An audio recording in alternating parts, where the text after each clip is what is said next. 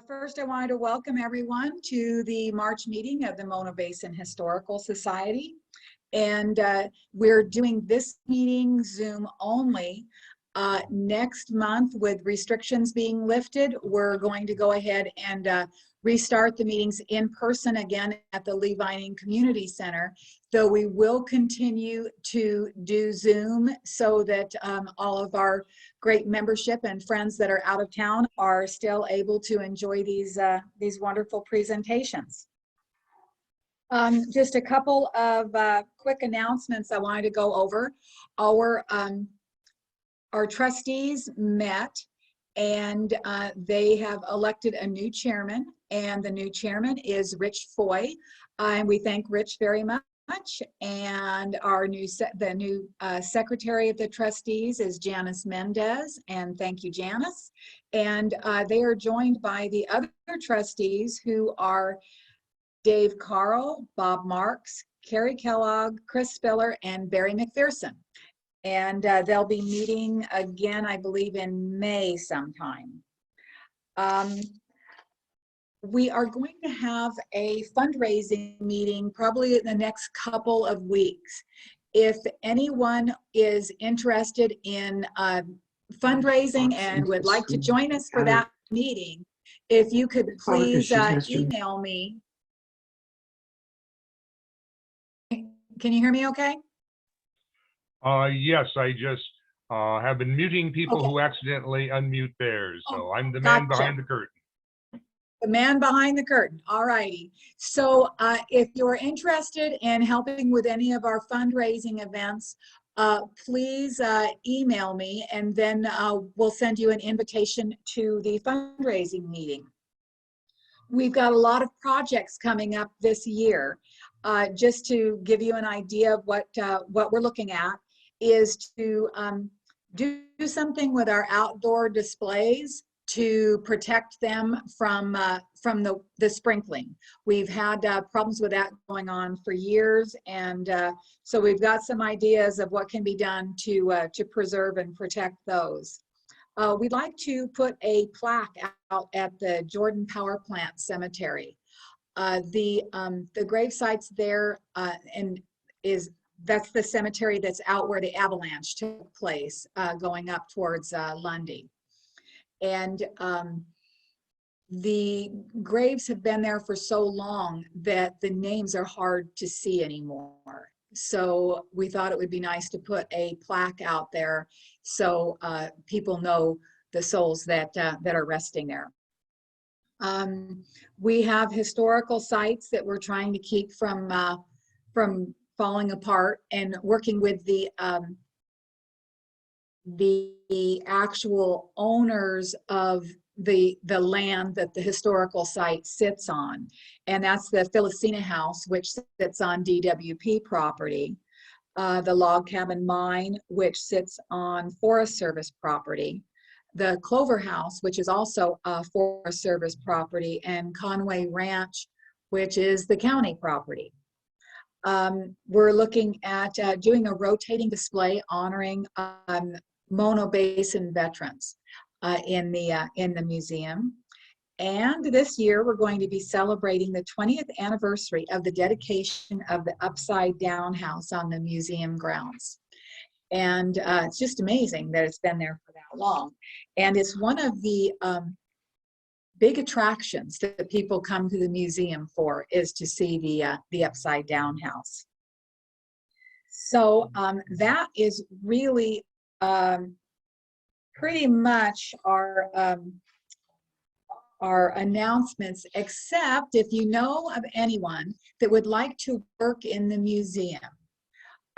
We would love to have volunteers, but we also have a position open for a coordinator that would work about 30 hours a week in the museum.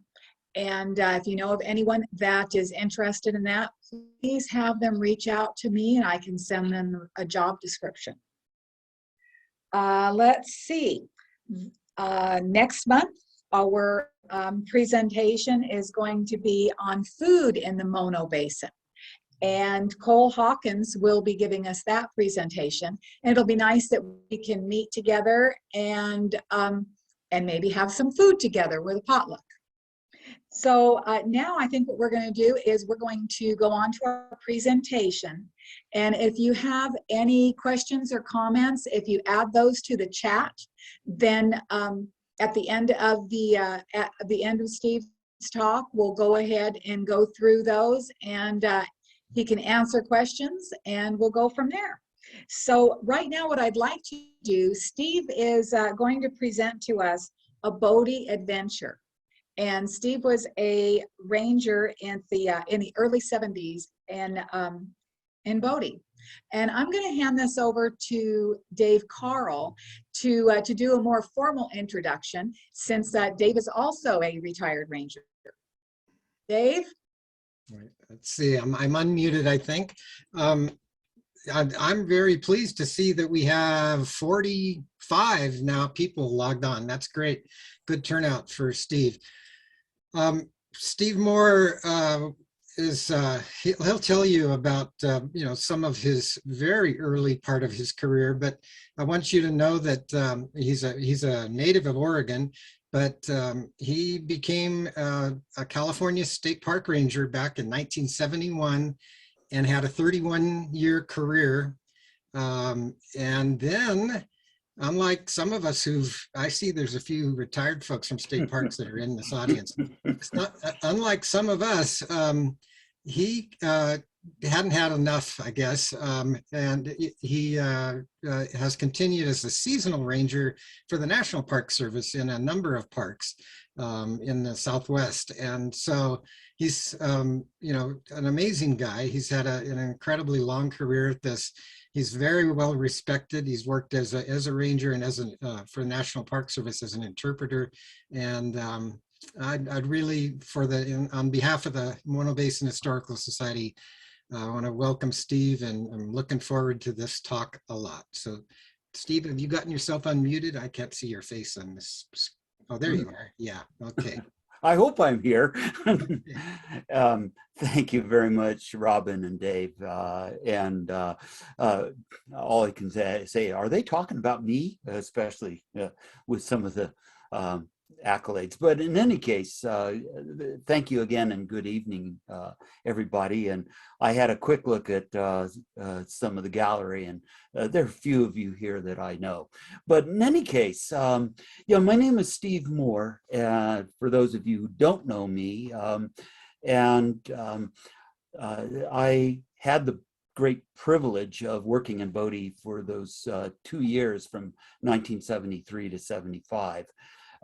So I was kind of early in the game for the history of Bodie as a California State Historic Park.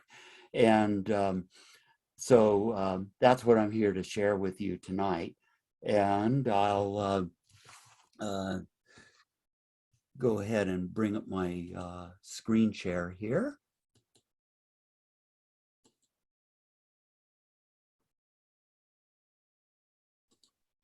Looks good, Steve. All right, and slide the whoop. Ready for some of the photos to advance. I'm making an adjustment here on my screen here to get this little pocket out of there. Okay, I think I'm ready to go. So to continue, that I'll explain a little later why I was there for only a couple of years. I certainly, that was one of my highlight assignments. Unlike some, this was actually my goal and my dream when I became a California State Park Ranger. And Bodie's had an interesting history, as I think almost everybody here in the audience knows. Hang on, while I've got something on my screen that I don't want, and I don't know how to get rid of it.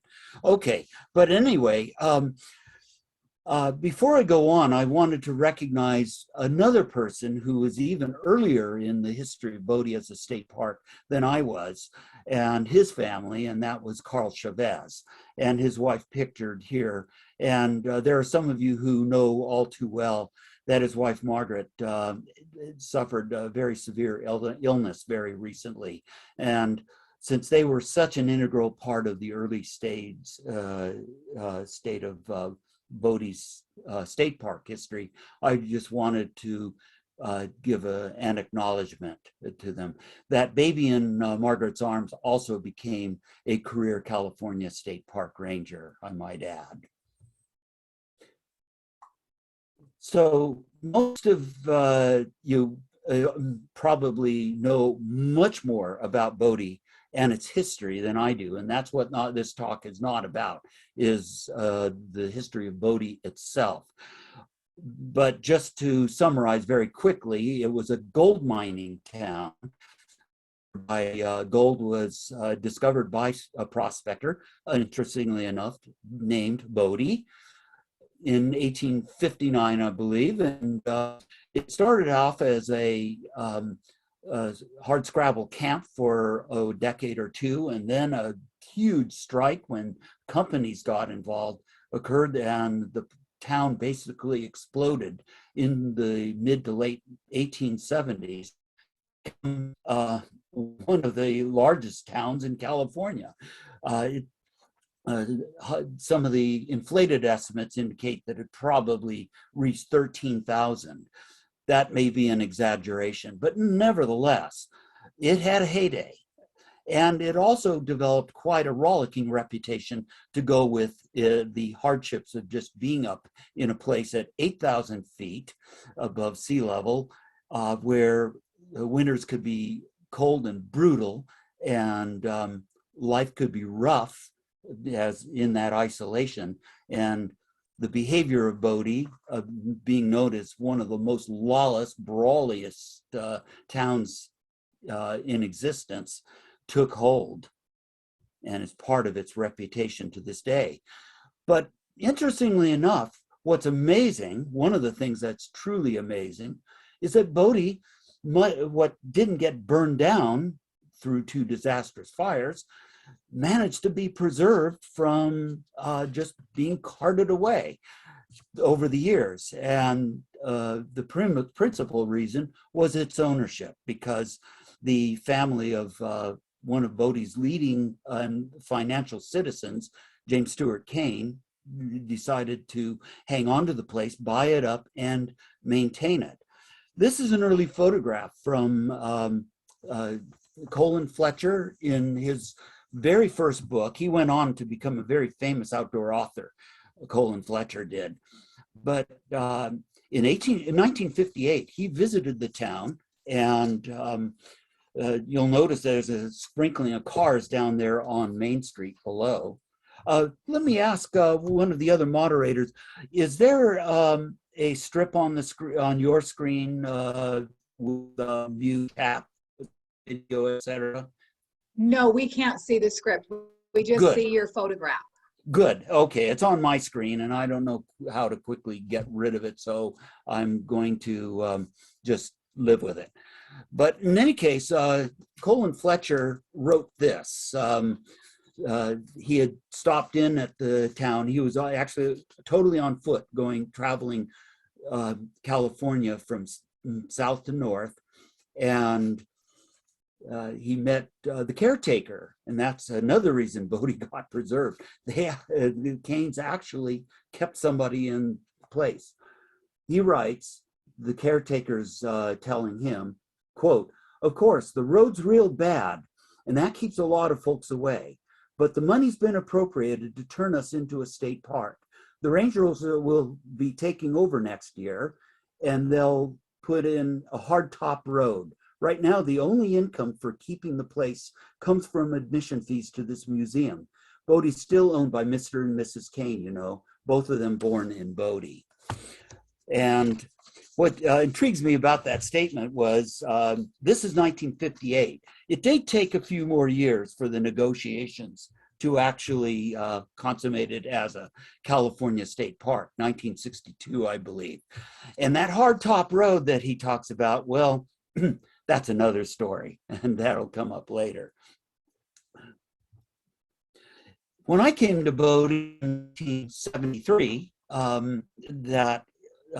there was just this one small brochure. It was actually one of the largest brochures that was being handed out in the state parks, but nothing like the beautiful booklet that's being handed out right now.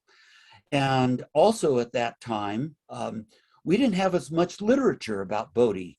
These 3 books here were just 3 of the very few that we actually sold ourselves at the little museum at the Miners Union Hall. And the top one, The Story of Bodie, was the very first. And since then, I've been back. There's a whole string of volumes. This is certainly not a complete list that I show with you that have been written about the town and its history. So much more is now known by people who've done vastly more research since my time there.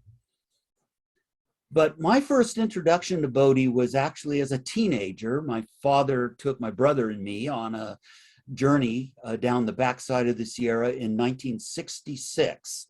And so the 2 of us now are paused in front of what is left of the Bodie Bank. More on that later. And he appropriately put us behind bars for a few minutes. My father did, to capture our photographs. And I made I was keeping a diary, and I made some remarks about the town with my very young, naive approach, that I was amazed that there were even original street signs still standing in the town. Back then, on that visit and a subsequent visit in 1968, we would just drive like people had all the way in down Main Street. The primary road in and out of Bodie was the original routes that came through the area. So cars could park essentially anywhere they wanted. Essentially from ranger school, to put it in a euphemistic term, that it was interesting from these early experiences and some others. I'll pause to say we all had dreams of what we wanted to do, but mine was the #1 park that I wanted to work at. I picked was to be Bodie, and that's what I set my sights on. And that's a dream that came true much sooner than I ever expected. But right after that graduation, I had a wife to convince, and we took an April trip in 1972 into the town. This is the approach. It obviously snow on the ground, and the temperature was probably about 15 to 20, and a wind was blowing. And so here's our first walk into the town from the new parking lot that had been installed up there. And was my wife game for it? Well, one way or another, she was convinced. And so we had an opportunity to apply for the position. And 1 year later, June of 1973, we were moving in to the Db Kane House, right up just across from the Methodist Church. So moving boxes, obviously, you can still see, and with our cat, I might add. And so the adventure began. At that time, it was still just the gravel roads coming up to Bodie, the entire distance. Currently, of course, there's the state highway that brings you in smooth as silk for about the first 9 to 10 miles. And back then, it was basically just 13 miles ascending a few thousand feet to reach this lonely outpost. And at that time, their streets were not crowded. It was a good time for this young ranger to get out and explore and to just start taking in the place. Given Bodhi's brawling reputation of the past, which is very well portrayed in the books and films and whatnot about the town, it's actually was silent as a tomb sometimes. Just a lovely wilderness type of experience. I was excited. Beautiful sunsets at night. Eventually the visitation did pick up. I'm not going to kind of give a like a chronological story of my 2 years there, but more offer little episodes and vignettes of just what the experience of living and working in Bodhi was. And part of that is that since I, of course, was the keeper of the kingdom in a way, had the keys to the various buildings, I was able to actually go inside and just check on conditions. And as I'm sure all of you know, or at least the vast majority of you know, on a casual tour of Bodhi, most of those buildings are locked for good reason, but we'll go inside a few of them, starting with my residence, the Db Kane House. And this was interesting to live in this very well preserved ghost town, but it's still very rustic, and it's just widely open to the public. It's living in a fishbowl, truly living in a fishbowl. The residence that a ranger lives in is actually part of the historic scene. And so people walking up to the windows, peering in with curiosity, walking onto the porch, trying the door, knocking on the door, and sometimes just barging in. That was just part of the experience of being in residence there. And stove would get some very good use. It thawed me out from hypothermia one time.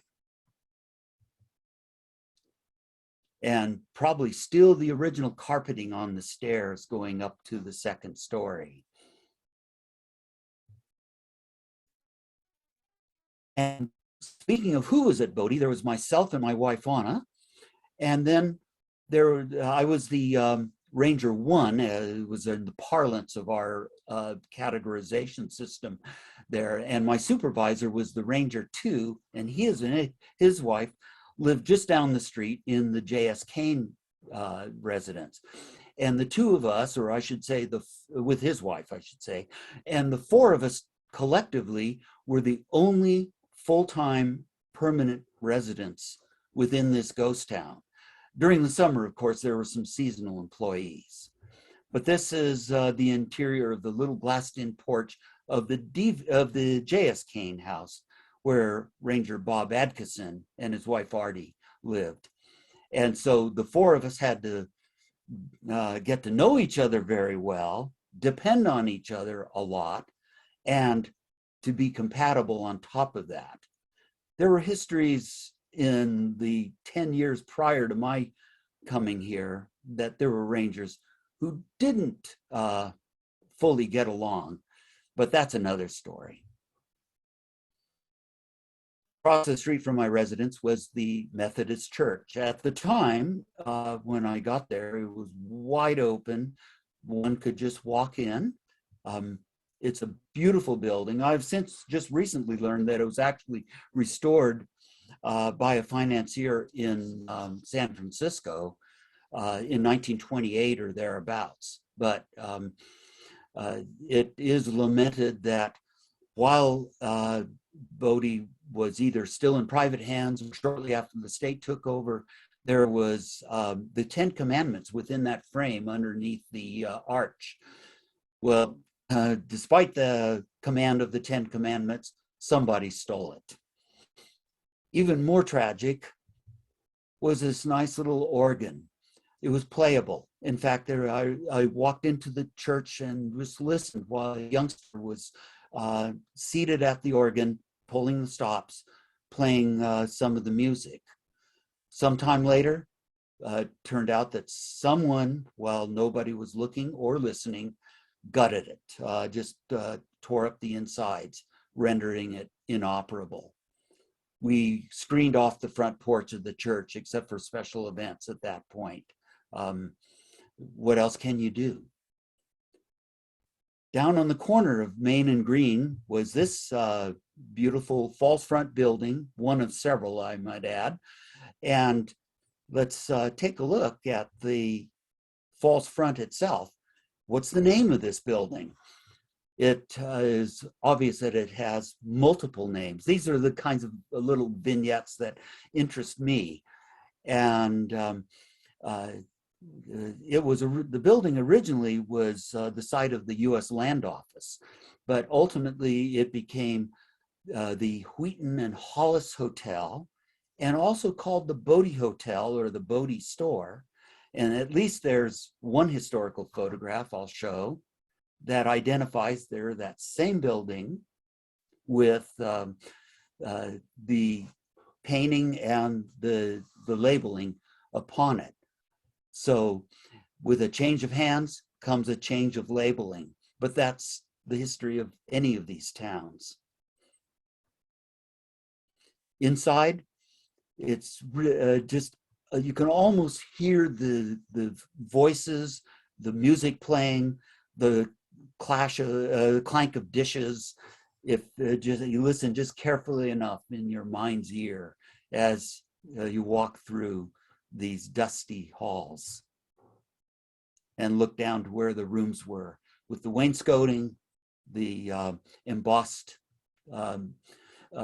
siding still in place, as if it was just closed down a few years ago, someday to reopen. The clack of billiard balls. Out yonder, on the just at the end of the flat, right underneath Bodie Bluff itself, standing silent, the huge, and I mean huge, 20 stamp standard mill of the Standard Consolidated Mining Company. Now, in its day, this thing ran 24 hours a day, so it was a constant din of the pounding stamps inside. This is an area generally off limits to the public, and I believe that it still is. Thankfully, tours are now going through there. Back in our day, we would take special tours occasionally, but it was at least the decisions came down that it was just simply too unsafe for people to hang around in. So I'll take you for just a few short views of what is within the mill. 5 of the 20 stamps that would pound and pulverize the ore. The cams that would were run by a drive shaft that would then lift the collars of those stamps and let them drop to do that job.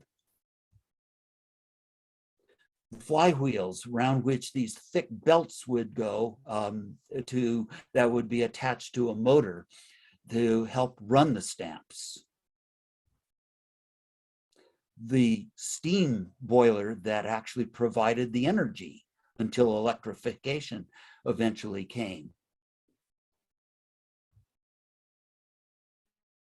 And it's blurry, but you can see on the plate, 1874, when this particular steam boiler was made. What is remarkable to consider is the transportation of getting all of this really gigantic, heavy equipment from the nearest railhead, which was like dozens, if not nearly 100 miles away, hauling it by the labor of animals just to get it to Bodie and to install it and to build all this. And in one spot in the mill, some of the mill workers may have had a few minutes to doodle.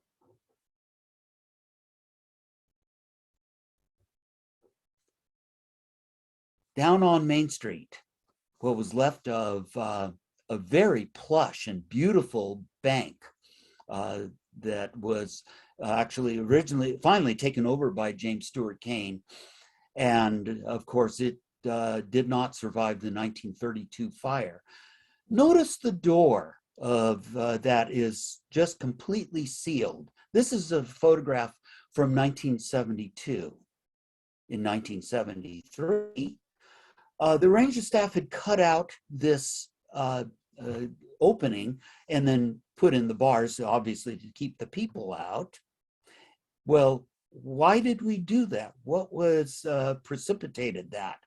There was an event that sometime between 72, when I visited the town then, and when I came into Bodie, somebody had stolen in during the night, pried the door open, probably looking to see if there were any riches yet to be.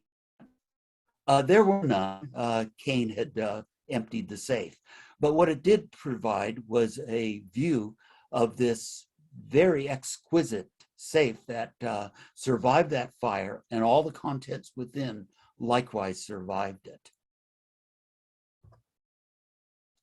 And I'll throw in this historical piece of Kane having inspected that very same safe following the fire.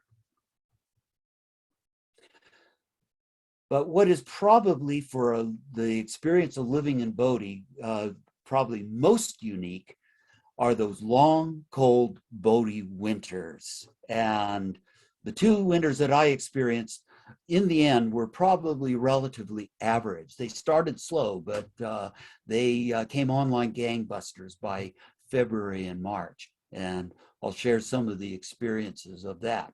One thing that I have to mention is that at that time, we did not have some of the conveniences that the staff in Bodie currently have.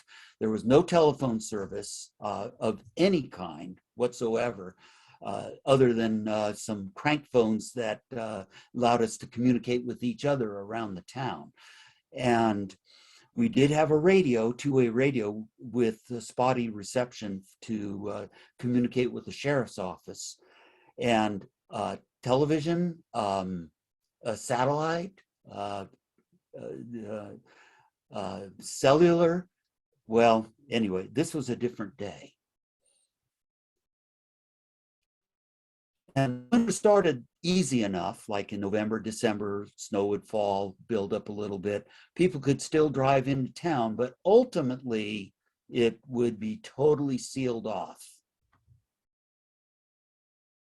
And then the only people in Bodie were Bob and myself and our wives.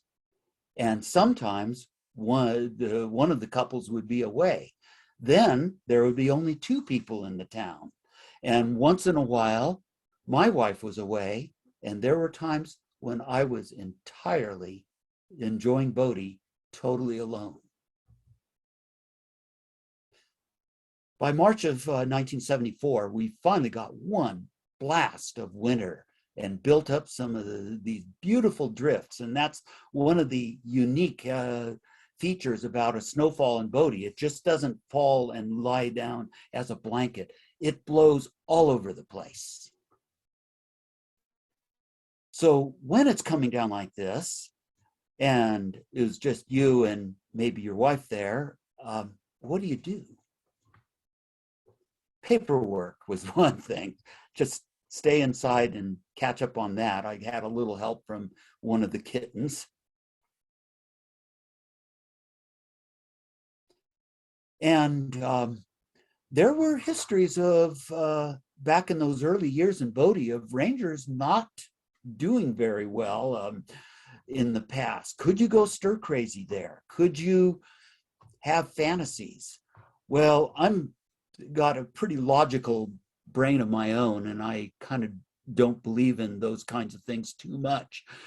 But I swear, I was sitting in my little office across from the church, and one winter day, and I I thought I was hearing the church bell being rung. There is a church bell up there in the belfry. Enough that I put things aside and I took a walk all over town. I saw no fresh footprints, no sign of other people, no tire tracks that shouldn't be there, nothing. I just passed it off as a fluke of my brain. My mother is convinced that I had a surreal experience. The storms would stop, and then the sun would come out, creating a winter wonderland, but it would be bitterly, bitterly cold. Such as this particular morning when my wife, there's not one iota of bare skin you can see there, getting into the snowcat. That was our transportation, this, thankfully, a brand new Thiokol Sprite. I had taken the weather that morning and it read a -25. And of course, we reported that to the NOAA, and they would put out a report every year as to what the extremes of temperature was. On that day, that January day in 1974, I recorded the coldest temperature recorded in the state of California for that year. And when it gets bitterly cold like that, these houses are not very well insulated. Pipes could freeze, and they did. And so that was one of the things we had to do, was to try to get the pipes thawed out when they did. But there was one occasion in which my kitchen drain line froze up. So I constructed an external drain line outside of the house, and lo and behold, a few days later, I finally got the actual drain back into service. But then a little skiff of snow slid away, and there was a beautiful sheet of ice between my residence and the barn. It became our personal ice skating rink. It was so lovely that the very next year, I did the same thing on purpose. And occasionally people would come along. Some we knew, some strangers, a few cross-country skiers would come our way, occasionally a snowmobiler. Then my wife and her sister showed off the snowshoes that we had. And these were the real snowshoes that we used as part of our system for getting around the town. You can't walk on your, even in your snowmobile boots. So this was the real deal. Not exactly like these recreational snowshoes that are so popular today. And some children came to visit with Ranger Bob. And where else can you take a sled up onto the top of a roof and sled right on down? Again, the nature of the drifts of Bodie. On the job, of course, we had ways of getting around besides the snowshoes. We had a snowmobile. They still do. And occasionally we'd make a trip to town in the snowcat to get mail, supplies, drop each other off for days off or vacations and the like. And it was a fine, fine machine. It did the job beautifully. But there was one occasion that was a true adventure. That I was sent out to pick up a couple of university students who were going to study pikas. And while I was down in Lee Vining, actually getting them to bring them back up to Bodie, the major snowstorm ensued. In fact, it became absolutely whiteout conditions. Now, the snowcat did not have a radio in it. We had a radio in the parked vehicle down below. So when I got back up to the snowcat, my wife, as dispatcher, advised me that Bodie is now in major blizzard whiteout conditions. And when I got up to the edge of the Bodie Bowl, in the snowcat, it was so blinding that I had absolutely no idea where I was. If you can see the cursor, I'm placing it on where I reached the Bodie Bowl at the top of the Cottonwood Canyon grade. And I stepped out of the snowcat for just a few minutes to just try to find anything to as a landmark, so I could make my way the final mile and a half or so back into town. Nothing. But one thing I knew was the wind was blowing like 30 miles an hour, coming from the north, and I thankfully knew my sense of direction. I steered that snowcat into the teeth of the wind and finally came back into the town. Buildings started to show through the blinding snow, and I made it back in. And my supervisor and I just hugged each other. He could not have said it better. He said it was so bad we couldn't find our butts with our hands. The snow eventually melts. This is a historic photograph of Bodhi at a more occupied time, with the zebra effect of receding snow drifts. I wanted to capture that same scene. And so when you're all alone in Bodhi, I'll ask, what do you do? It'd be a good time to just sit in the sun and take a nap. But believe me, there was stuff to do. And those fierce winds could really do a number on the roofs and the windows of the ghost town. It's maintained in a state of arrested decay. We rangers and then the helpers that came in the summer, it was our job to maintain it as such. So there were roof repairs, and there was just renailing the siding. That is early in his career, Ranger Brad Sturdivant.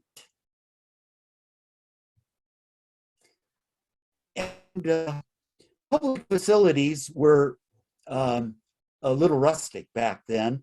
The outhouses were just that, outhouses. They get full. They have to be moved to a new site. And so here's the summer crew actually doing that. Got some, here I am, the best dressed of them all, showing off for the photograph, the dedication of the new facility, but standing with the people who actually did the real work. I do want to give a shout out to this gentleman here on the farthest to the left, Bob. Some people called him Bobby Bell. He was an original Bodhiite from a Bodhi family generation, and he was invaluable in helping us with maintenance and stabilization, as well as telling us some of the little side stories of his life in Bodhi. For a little while, we were authorized, in fact, even encouraged to shed our uniforms and adopt a cowboy Western wear uniform. That lasted for about 4 or 5 months until higher powers decided that that wasn't really such, at least in their eyes, a good idea. But so Bob and I dressed as the good man from Bodhi and the bad man from Bodhi. As for special events and visitors, there were, for example, weddings like this one. Rangers had his own wedding one of those summers there inside the church, and everybody dressed, or most everybody, followed by a hoedown outside the church there. The ranger there dancing is Bob Adkison, my supervisor, the ranger too. Esteemed visitor who came to visit in the winter, came by Snowcat, stayed in our house, had breakfast in my house, was none other than the director of California State Parks, William Penn Mott.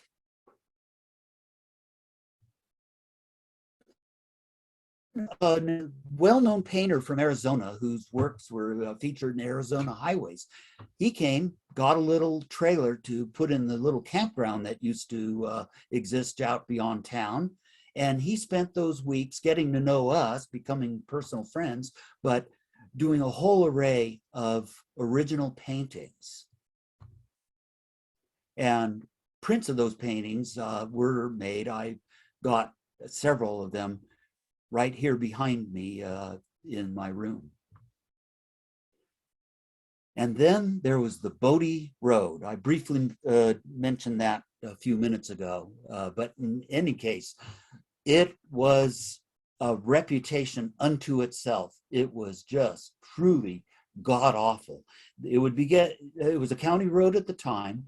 It would get graded once in the springtime, and that was it. It was so heavily traveled, it just became extraordinarily rough. I'm amused by the bumper sticker that I saw and bought when I was last in Bodie back in 2014 or 15. I survived the Bodhi Road.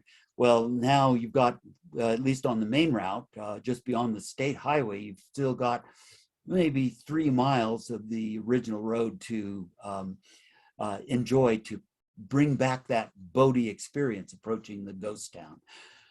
But that was probably the greatest source of public complaints, was about the road. And one man one evening showed up and said, "How do I get out of here?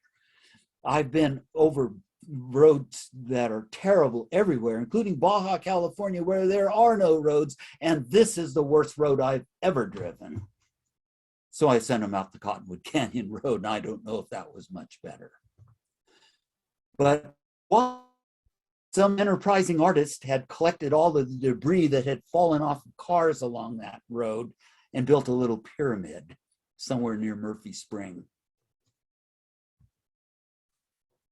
Speaking of roads and vehicles, we had and still have, that old 1927 Dodge Graham, and this was the condition it was in when I first got there. But somebody had arranged for a restoration crew to do a little bit of repair to this vehicle. So it was sent out in the late summer of 1974 and came back in the following spring looking like this. And so we dressed it up and took it into Bridgeport for the 4th of July parade in the summer of 1975. And speaking of 4th of July parade, we won the Grand Marshal's Prize in 1974 with Saturday Night at the Bodhi Hotel, loaded with action. Basically your barroom scene with gamblers around the table, beer, the bartender, and the barmaids, and in the back, the sheriff taking his bath. Here's Bob Bell again with his harem of barmaids. That was a fun event. And back, yours truly got to play the role of the town sheriff taking his Saturday night bath, being lathered up by his chambermaid attendant. He eventually got his gun and went out and shot the bandit who was raising hell in on the other part of the scene. But I will leave you with just one quiet piece of my experience at Bodhi. And this was back in the day where I don't think that the word astrophotography even existed, but by happenstance, I actually did an astrophotographic project one evening. The moon was bright at the time, as it would be on a snowy snowscape of Bodhi. But with my hand-me-down film camera, I did capture photographs that I'm pretty pleased with, especially this one. There's the Miners Union Hall and the IOOF just standing silent silent as it can be, with the lower part of Orion hanging above.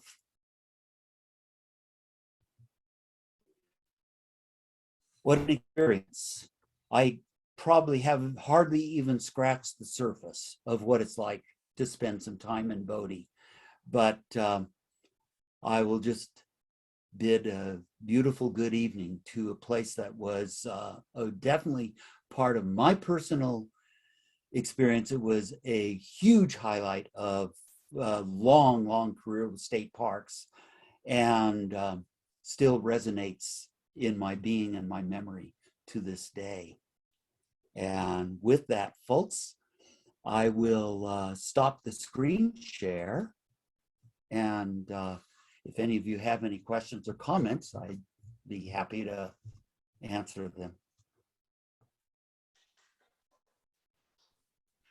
Thank you so much, Steve. That was awesome. And there are some questions and comments, so we're gonna start at the top and go through them. Jan, and I probably am gonna butcher the name, Lepouvier. Carl hired me in '78 to work at Plymouth Eureka State Park. A fine gentleman. Charles Spiller. Yeah. Charles Spiller says, I love seeing a lawn at the Db Kane. I'll add that was in the month of June. The grass did not stay green for very long, but yeah. Let's see. Dave Carl has, love that park green snowmobile with the decal. Rich and Kathy Foy asked, how many visitors would you see during the winters? So not many. There would be periods of time, especially during storms, and also when the snow was very deep, where we might not see anyone at all for maybe a week or two. But occasionally snowmobiles would come out, or cross-country skiers. As the winter advanced, as spring started to come, the road would thaw out down below, and then people could drive up a ways, and then it would shorten the distance to get into Bodhi. So the skiing distance, or the snowshoeing or snowmobiling distance would be less. Or when the snow would firm up, some people would just simply walk in. And there were some who would start to drive right on top of the snowpack, and this became one of our greatest headaches. Wonder if this still happens to this day. They would come in earlier in the morning. The snow has been firm from the being frozen over, and they just merrily drive right all the way into the Bodhi Bowl up to the ghost town. And we advise them, hey, maybe it's not such a good idea. You better go, because this snow is going to soften up. And sure enough, they would get stuck to their axles. And many times we would go out with a tow chain, hook it up to the snowcat, get their liability release, of course, along the way, and yank them to the top of the Bodhi Bowl and send them on their way back to civilization. We certainly didn't want to put them up for the night and let them sweat it out, not just for the night, but for the rest of the winter. So that was our best way to get rid of them. That's awesome. So we would never see crowds in the wintertime, but there'd be a sprinkling of visitors by one means or another. Did you have people that were stuck enough that they did have to stay there overnight? A few times, or on a few rare occasions, that actually did happen. It was a snowy day one time and cold, and I just happened to get on my snowshoes and walk around the town late in the afternoon. Nobody there, didn't see anything unusual. Went back to my residence, and about 15 minutes later, there came a knock on the door, and it was like, there were these two guys that were literally shivering. They were from the Sonoma County region. And they admitted that they had walked into the town because they got their car stuck down the way. And they weren't dressed very well. They certainly weren't expecting, what they got. And they actually broke out a window of the Deschambault Hotel and were inside. And then they saw me walk by. And I guess I didn't notice the window at that time. Thankfully, they didn't take out one of the windows that had the writing, the glazed writing on it. At least they admitted they had the presence of mind not to shatter that one. And windows were things that we replaced with regularity. I'm sure they still do that today. Wow. Okay, let's see. Chris Spiller said that's a great photo of Brad. Tom Bernardo asks, why did you leave?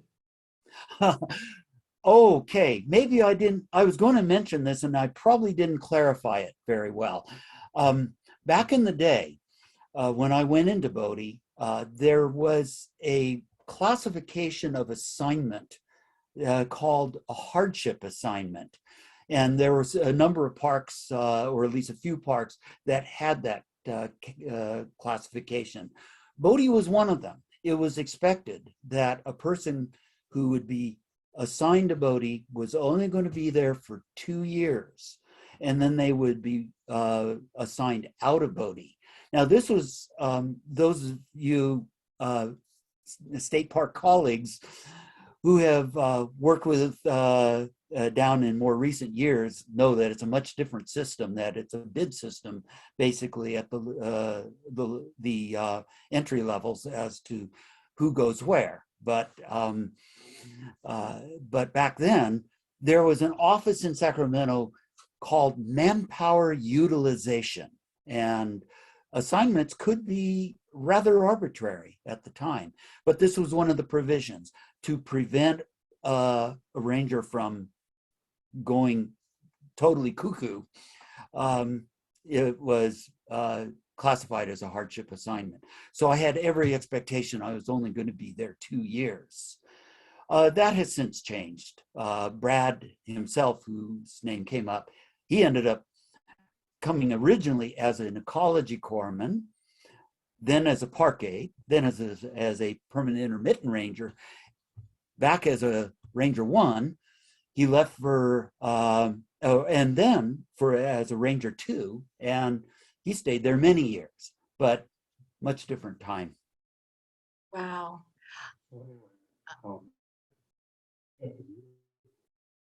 Oh, that is a beautiful snowcat, by the way. Did you have use of the snowcat in both winters? Yes, it was purchased brand new. I could not have been luckier, because wow, the Rangers before me, well, the first Rangers had an old beat up Tucker snowcat that has 4 Grouser tracks attached to them. And I think that it had a reputation of breakdowns and whatnot. Then they bought a small Thiokol. It was called the Thiokol Imp.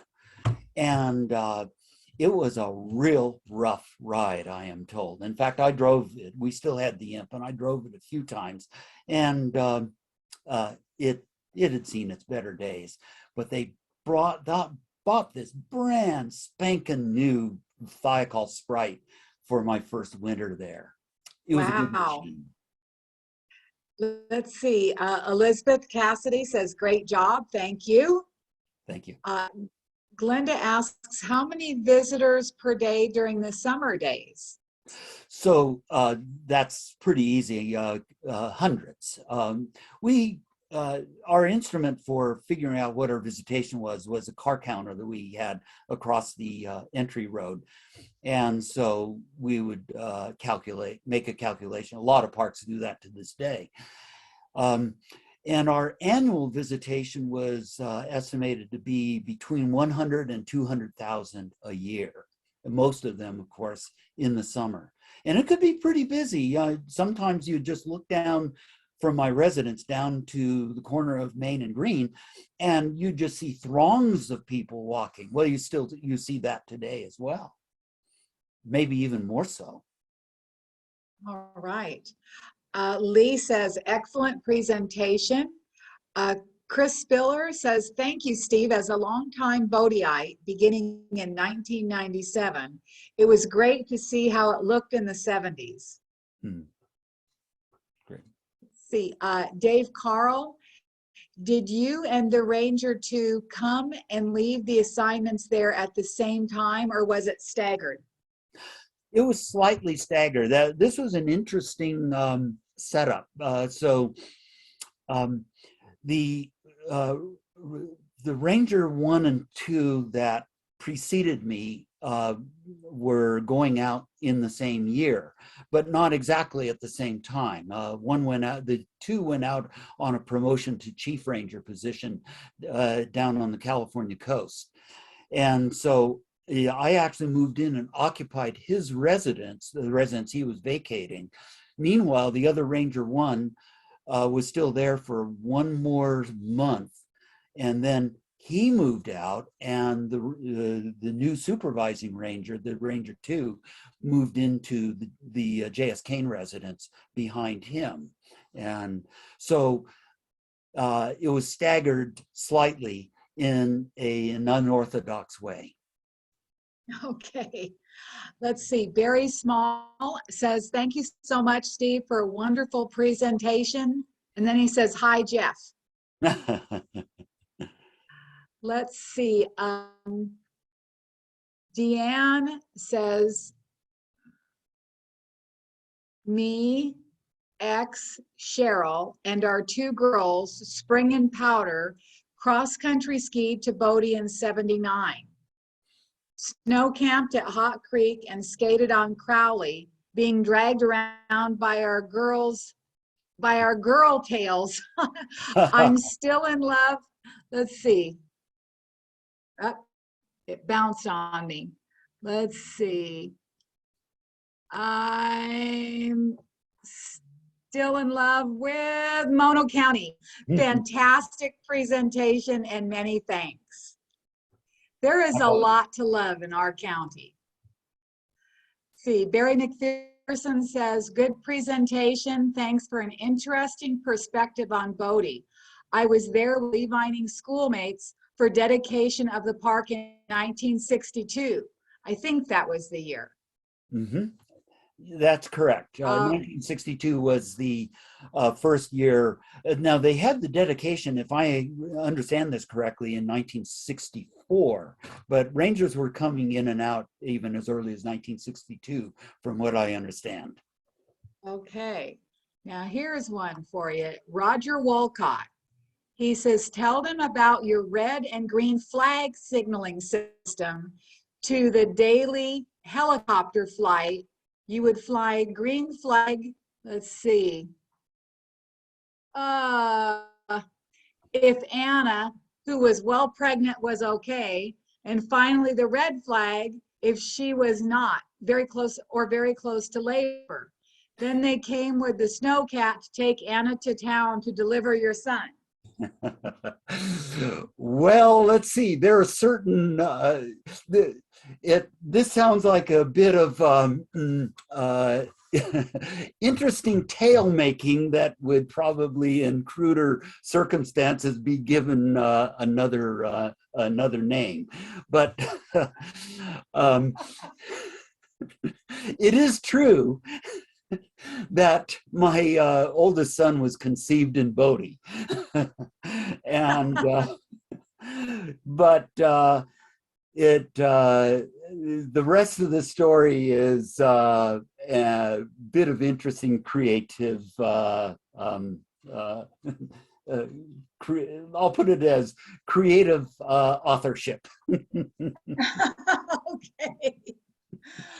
Where else did you spend time, and where were your other favorites? Oh my gosh, almost every park I've worked has been a favorite. But in fact, I made the most of even some assignments that would be considered, not your primos. But I started at Folsom Lake. I was only there for about 9 months, and then was moved by manpower utilization to San Luis Reservoir out in the valley. I found things to like about that. But then I came to Bodie, and from there, Donner Memorial was another fantastic assignment where I developed a very strong love of immigrant history that I hold to this day. And 5 years on the Sonoma County coastline from there. Another great assignment. It was rough in some ways, but it was very rewarding in some. And then I had 16 long years at both MacArthur Burney Falls up in northeastern California, and a brand new, at the time, undeveloped, still undeveloped to this day for that matter, state park known as Ajamawi Lava Springs, where out at Ajamawi, I was like the first permanent assigned ranger for that. And that in itself was one of those iconic experiences. Am I painting a picture almost too good? I love this career. I closed out with a supervisory assignment at Mount Tamalpais in China Camp, and I have much reverence for that experience as well. Wow, sounds like you've had quite the life.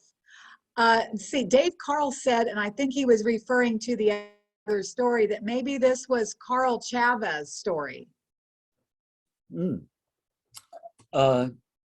What's that now? I'm missing Dave something. Carl's. Can I jump butt in? Yeah. I'm wondering if that reference was to a story from Carl Chavez about pregnancy and his daughter during the time he was at Bodie. Maybe that how they handled that about the flagging thing. I don't know. Oh, okay. And that could very well be. They actually did have their baby while they were at Bodie. I had already moved on to Donner Memorial, and our first son came while I was there. And I believe your first son is Jeff Moore. That is correct. Because he has oldest son is here and listening intently and maybe learning a thing or two.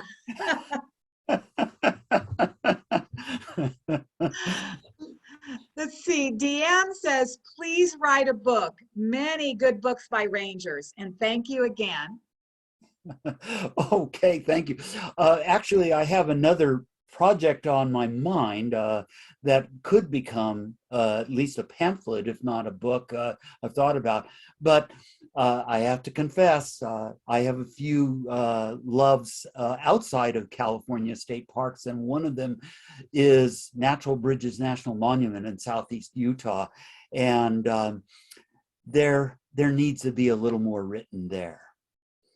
I might be the person for it. All right. And that is everything that was in the chat. And Glenda just popped in with thank you for a great presentation. And then Jeff Price put a link in here for books by Ranger. Dave, help me out. What does that say? It's a link to the CSPRAY, the California State Park Rangers Association website that has a books by Ranger authors. If you follow that link, it'll take you right to a whole list of books by park rangers. Okay, great. And I want to thank everyone for joining tonight. I want to really thank you, Steve. This was absolutely amazing. Thank you again. And for all the folks that are on, please, if you enjoy these presentations and you're not already a member of the Mono Basin Historical Society, please go to our website at monobasinhistory.org and please join. We're able to do the work that we do, keep the museum open with our memberships and donations, and we greatly appreciate them all. And again, Steve, thank you so much. And next month, we've got Cole Hawkins with Food in the Mono Basin. Is that correct, Cole?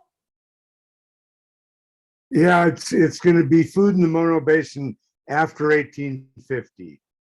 After 1850. So it should still be really good then to eat, right? Oh, sure. The shouldn't be too stale. All right, everyone. Thank you so It's making much. me And hungry. thank you again. Thank you again, Steve. And we'll see you all next month. Have a good one. Thanks a lot, Thank you. everybody. Thank you. Bye-bye.